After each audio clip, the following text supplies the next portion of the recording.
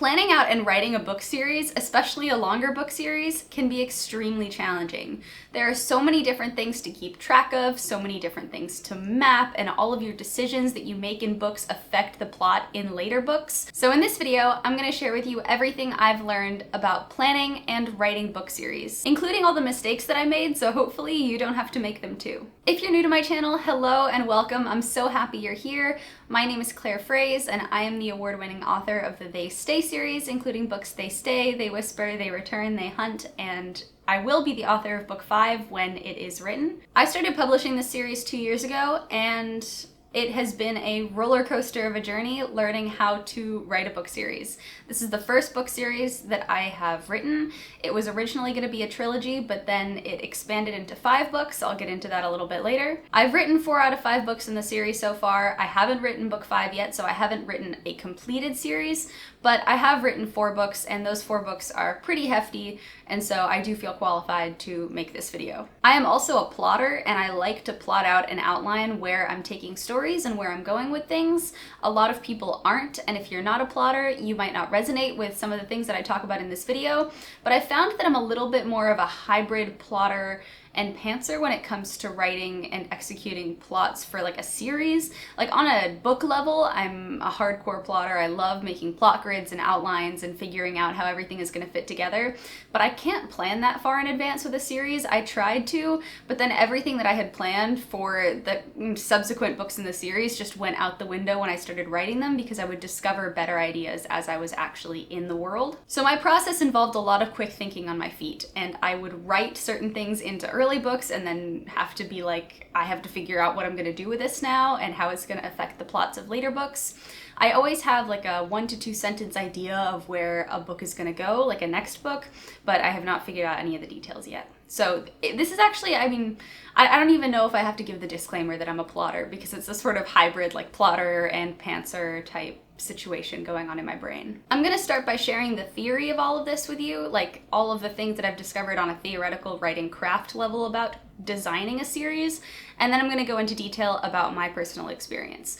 I'm a big believer on this channel. I always include the disclaimer at the beginnings of videos that every single writer is unique, and what works for me may not necessarily work for you, and all I can do is share what worked for me in the hopes that it might also resonate with you. In this video, I'm only going to talk about dynamic series, not static series or anthologies. I'm talking about series that follow the same characters defeating like the same villain, and they go through a bunch of adventures and it all follows the same characters. Like, you have to read books 1 and 2 in order to understand what's happening in book 3. I'm not talking about a static series where it's like the same detective who solves a bunch of different crimes in different books that can all stand alone. I'm talking about interconnected series.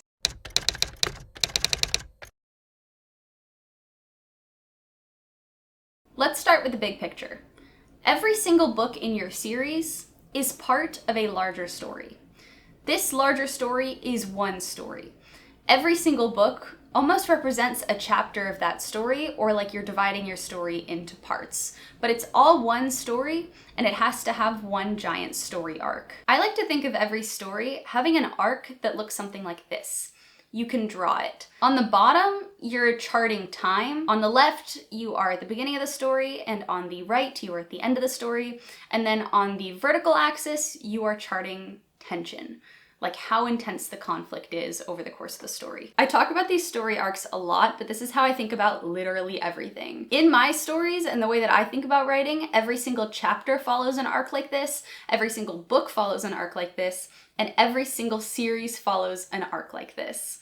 You have like, you know, you just keep zooming in and it's the same little arc that makes up the whole thing. It's like when you zoom out, it's the same picture, and then you just zoom in and you find out that the like big picture is made up of all of these like little pictures that are the same as the big picture. It's kind of meta that way. I like to think of each of these story arcs as having like 6 major plot points. You have your point of entry right at the beginning, then your inciting incident, then you have your rising action, kind of when the slope starts getting steeper, you have the midpoint right in the middle, and then you have your climax and the resolution after your climax. So I think of my series in the same way. Like, book 1 is right all the way to the left of this story arc. Like, it has stakes and the conflict, like it still has a climax, the conflict is really intense, and it follows its own distinct story arc, just like this one, but it's all confined. And in the grand scheme of things, in the grand picture of the story, that is just right at the beginning in this kind of like lesser tense section of the giant story arc. And then in book 2, we're kind of in the rising action now. So things are getting more intense, things are building, things are getting scarier, the stakes are getting higher. And then in book 3, we were like right in the midpoint. Like this was the turning point of the series. It's the biggest one yet. It has like the most climactic stuff that happens, and it's just kind of the most intense. And then in book 4, we're like on the other side of the midpoint, and we haven't reached like the series climax yet because that's saved for book 5, but we're like on the other side of the midpoint. The stakes are even higher now, even like crazier things are happening. The characters are fighting for their lives. It's really tense. And then when you reach book 5, because I have a 5-book series, that's when my series climax is going to happen, the most intense final battle in the entire series that everything has been building to throughout the arcs of the books. And then after that, we are going to have our resolution where everything is resolved and tied up in a bow, and all the characters get to kind of recover from this giant crazy thrill ride of a crazy horror thriller that they've just been on. That's how I think of things on a big picture level, but this doesn't really impact necessarily the way that I plot the books. It's just the way that I consider them in my mind. Like when I was going into writing book 3, I was like, this book has to be the turning point in the middle of the series that changes the stakes in some significant way. There has to be some huge reversal in this book, some sort of big disruption that makes the last 2 books feel different from the first 2 books. They're the same characters, they're the same general conflict, the same story, but it's the halfway point between the series. And I went in with that intention, and I kind of understood what role that book was going to play in the series. That's why, theoretically, your 5th and final book shouldn't be less exciting than your 2nd book. Sometimes series get worse as they go on, but I have been trying, I mean, you know, people who read my books will have to tell me, but I've been trying really hard not to let that happen in this series, and to up the stakes and to up the action and up the suspense. And I personally, as the writer, am enjoying writing these books more as they get bigger and they get more intense and all of these things are happening. Like, I love book 1, but it's really exciting to be at this part in the series and have all of these crazy things happening. Like, writing book 3 was so much fun, and book 1 was also very fun, but book 3 was so much fun. So in order to plot your series like this, you don't need to know every single thing that's gonna happen, but you do need to have an idea, maybe like a 1 or 2 sentence idea as to what the main conflict is gonna be in each of your books and how it builds on the last one. Let's say you're writing a trilogy about aliens. Book 1 is going to be your introduction to aliens. That's going to introduce you to your like normal person who's living in like Anytown, USA, who has like a normal life in a normal house, and all of a sudden discovers an alien in their garage, and they have to like battle this alien because the alien is trying to steal something from them, or the alien is trying to like get information to send back to their alien planet. And the story is like the person, McNormal person, coming to terms with the fact that aliens exist. They manage to defeat the alien, but right at the end of book 1, there is some sort of alien plague that starts spreading through the town. In book 2, you have a little bit more rising action. So alien plague has infested the town. People are getting sick, nobody has any cures. It's like alien pandemic in this small town, and it's kind of concentrated to this area. It hasn't gone global or anything, but just kind of, you know, staying in the town. We don't want to go too crazy, because if you go too crazy, the people are going to be like, I liked the first book, but then, you know, the second book went totally off the rails. So you still have to keep it grounded. But this sickness changes the stakes and ups the conflict, because maybe McNormal person's family now has alien plague, and he now has to go find a cure for the alien plague and maybe team up with the alien that invaded the town, and everyone's trying to save everyone. And they find a cure for the alien plague, but at the end of book 2, there is a whole invasion of aliens that comes down from the other planet, and all of them now are like wanting to steal the something that the human body produced in order to fight the alien plague. Maybe they produced some sort of antibody that is like important to the aliens in some way, and they all come down from their planet in order to steal it. And then the alien invasion is like a huge big deal, and then in book 3, all these people in the small town have to fight the aliens, and they have to like defend themselves so they don't all get kidnapped and sent into outer space. and there's like a big final battle and your series is over. The giant battle with the aliens in book 3 is your series climax. That's when everything comes to a head. That's the giant, big climactic moment in the series where everyone is fighting for their lives. The one character meeting the one alien in book 1 is not as big in terms of the stakes as this final battle is. So your action rises over the course of the series. If I were writing this series, I would make sure to have kind of a general idea of where books 2 and 3 were gonna go. Like I'd say, alien plague invades town and we need to figure out a cure. And then I know that book 3 will be like some sort of final giant battle with the aliens. They have to find a solution to this problem that came up when they tried to heal the alien disease. I would go into a little more detail than that if I were the one writing it. I just made up that idea on the spot, so I don't really have more details. But I don't plot every single book in so much detail. You want the same readers who enjoyed book 1 of your series to enjoy book 5, so you want to make sure the elements that made your reader fall in love with your series in book 1 are present in the last book in your series. Like if you're writing a mystery about a couple of teenagers who band together to solve this like mystery in their small town, and that's your book 1, and that at the end of your series you have like some sort of like international like mystery scandal with like a pandemic and lots of like international fighting, and like the FBI is there, and it becomes like this just kind of huge, out of proportion, crazy thing, and it's not just like a small town mystery with teenagers solving a little crime. Your readers are going to get lost. They're not going to like that book because they signed up for the small town mystery. They're not going to want this like huge giant scale mystery. The reason that people say book 1 is better than the later books in the series pretty much all of the time is that they start with the cleanest, simplest concept. So you want to make sure that your books don't get so crazy and complicated that they lose people. And that can sometimes be very difficult to do, but that is the goal. And just like you have an arc for your general plot of your series, you should also have a general arc for how your characters are each going to grow over the course of your series, and have an idea of who they are at the beginning and who you want them to be at the end. I don't have all of this mapped out for all of my characters, but I have a general idea of where I want them to end up. I already know all of their endings, and so I know I somehow have to get them there from where they are now. I recommend writing like 1-paragraph synopses or like 2-sentence synopses of each book in your series, just so you have a general map of what role each book is going to play. Like if you're doing that alien idea, you're like, book 2 is alien pandemic and book 3 is aliens come down to try to steal like the solution to the pandemic, and it's a giant alien battle. Just so you know where you're going and you have a general idea.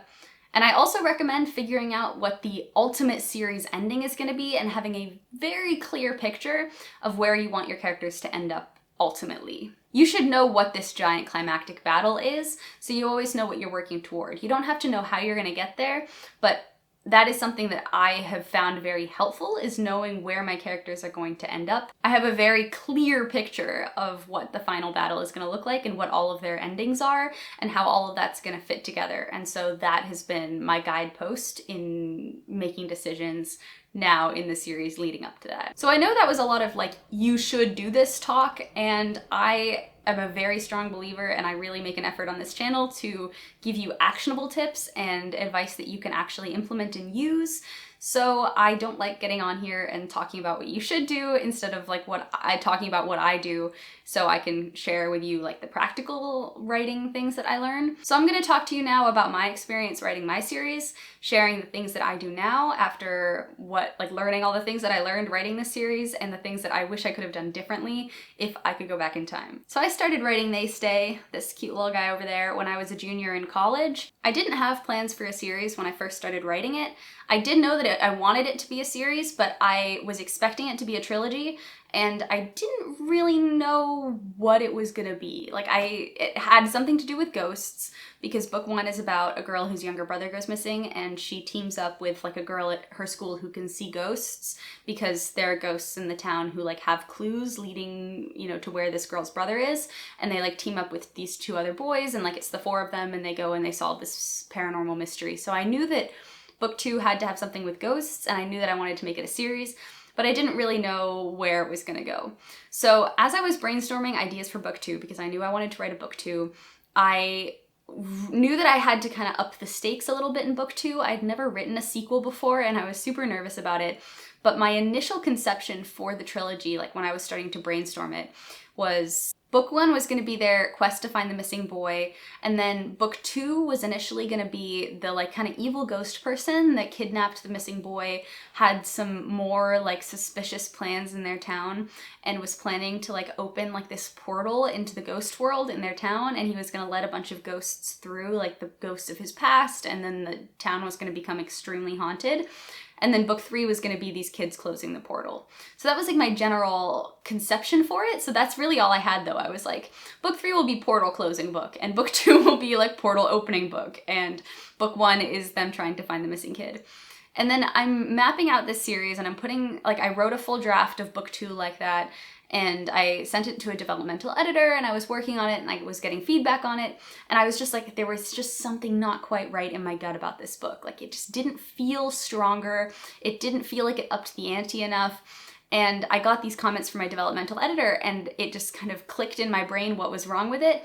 And I realized that I didn't actually want to make this a trilogy. With this new idea that I had for book 2, I could make this a 5-book series. And so I mapped out the 5-book series, and I kind of put them on the arc. And now I have like a 2-sentence synopsis for every single book in the series, and they all kind of fit very neatly into the arc, and they all build on each other. So I figured out how all of these books are going to build on each other, and I kind of mapped them onto that story arc and made kind of each of the climaxes are bigger than the one that came before it, but they don't get so out of control. Like, I really like started with book 5, and I was like, I don't want to have them blow up the world in book 5.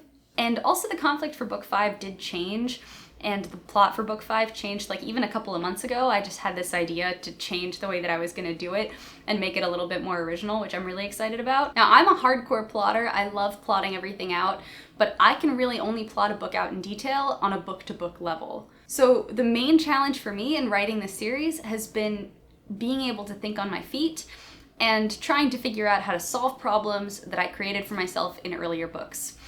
In your like first 3 books, if you're writing a 5-book series, in like the first half of your series, you can really get away with like creating a lot of problems and not really knowing how you're going to resolve them. You're like, oh, that's a problem for later. Especially if you're like me and it takes you like 9 months to write a book. It is a while before the series kind of becomes completed. So I'm like, oh, that's a problem for next year's version of me. But then you become that next year's version of yourself, and you have to fix the problem you created. There was one thing I did when writing book 2 that I just put in there because I was like, this would be so creepy for this book. This would be so cool just like for this scene. And it didn't really come up. It was just in one scene in book 2. It didn't have to happen, but it created such a big plot, kind of not a plot issue, but just like a plot thread that needed to be resolved. And it became such a big thing that I was having readers like always asking, like after they finished book 2, they're like, oh, what's gonna happen with this character and them doing this? And after reading book 3, I still hadn't resolved it. So they're like, what's gonna happen with this character and him doing this? And I was like, crud, I'm gonna have to figure out what's gonna happen to that character. And so I ended up having to resolve it in book 4. But me having to resolve it in book 4 was a huge plotting handicap. Like, I had to brainstorm around that and figure out how I was going to tie that in and make that happen in book 4 because I had not been planning for that. And so it does sometimes make you write yourself into corners. And so I would be very thoughtful about what you do in the first half of your books and not just expect future you to figure it out, but also trust future you, because future me like resolved it and it was fine, and I think it really did make the book better. I'm really glad that I just had that stroke of inspiration, and the series is so much more interesting because I did that.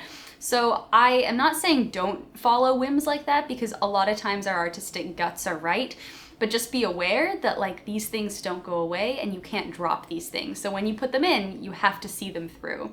And you can't just put them in and then sweep them under the rug because you don't want to deal with it. You have to deal with all of those little plot threads you create. One of the things that I discovered about writing a supernatural book where like teenagers are going around like reanimating dead corpses is that the police would take a issue with some of the things that they were doing, because even though they were like trying to kill ghosts that were possessing people's bodies, it just looked like they were just going around murdering people, and this was not a great look for them in the eyes of the police.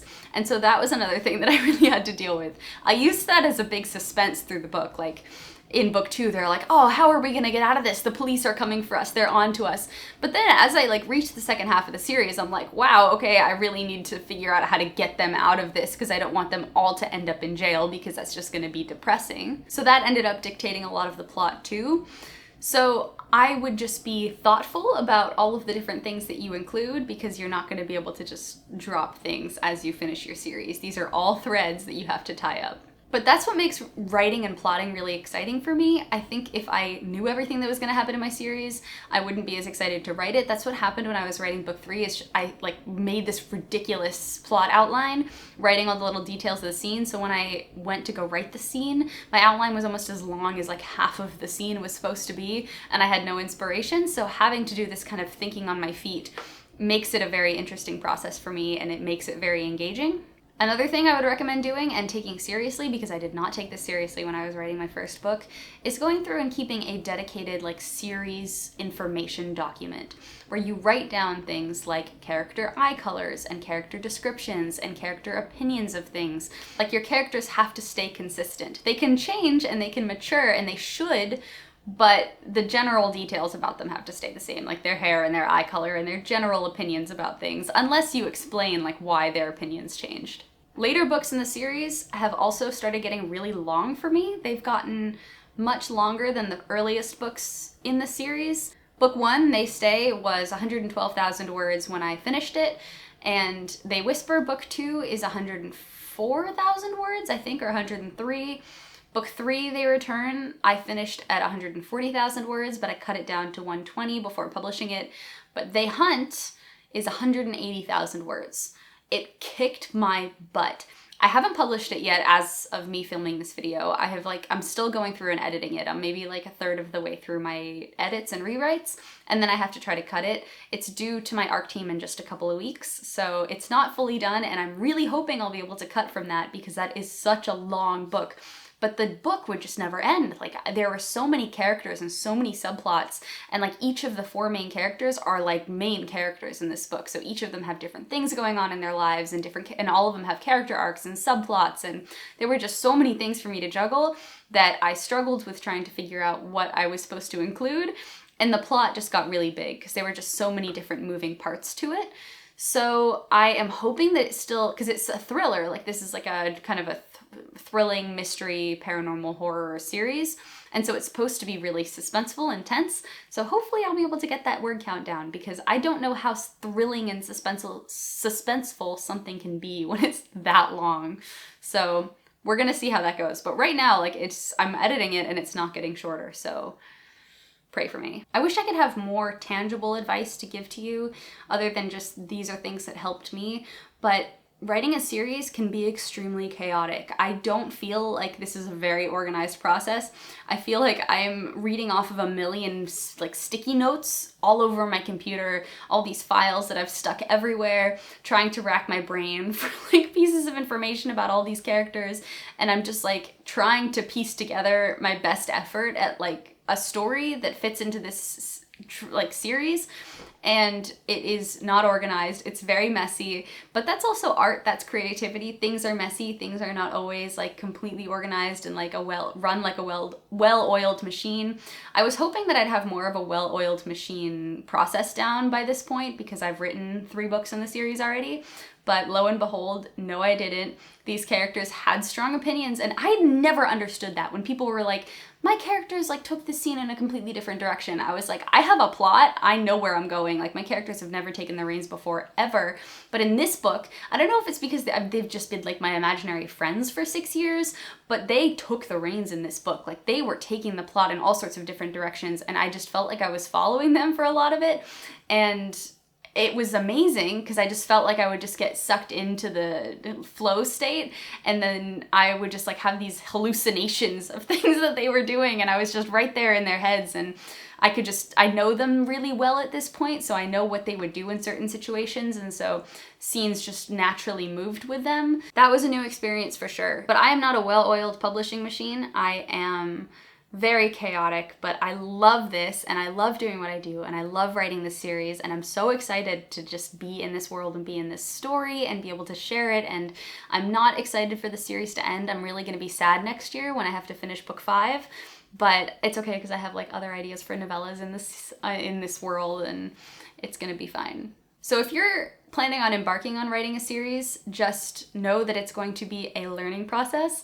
It will be chaotic, it will be messy. I published book 1 and one of my main characters had 2 different eye colors in book 1. Like, it's okay, it happens. It's so much to keep track of, and there are certain things like keeping a series Bible that help with that and help keep things straight.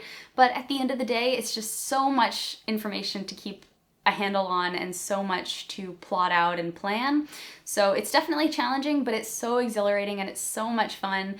And I love these longer form projects where you can get really pulled into a world and really into characters' lives and heads, just living with them all the time. So that is very fun, highly recommend. And I definitely also recommend plotting out the series and like looking at it from that big picture standpoint and plotting out on your story arc where different books are going to fall into and trying to build your climaxes and your rising action around that general story arc.